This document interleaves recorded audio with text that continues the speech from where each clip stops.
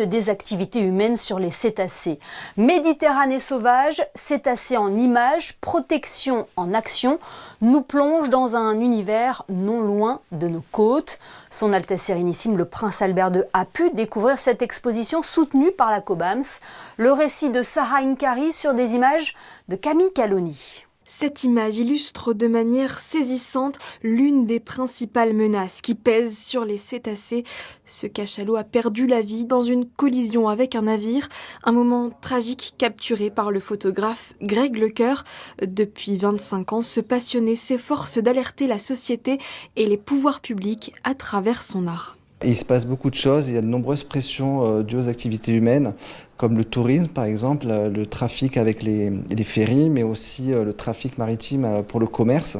Et donc tout ça, ce sont des gros dangers pour les mammifères marins. Et aujourd'hui, ce serait intéressant, même très important, de réduire par exemple la vitesse des navires pour limiter la pollution sonore, pour limiter les collisions, la pollution chimique aussi. Cette exposition que le Prince Albert II a découvert hier est soutenue par la COBAMS, un accord intergouvernemental créé dans les années 2000 visant à protéger les cétacés. Donc on essaye de recueillir un maximum de données et d'informations sur les espèces, sur leur abondance et leur distribution, et faire la même chose avec les activités humaines qui peuvent avoir un impact sur les cétacés.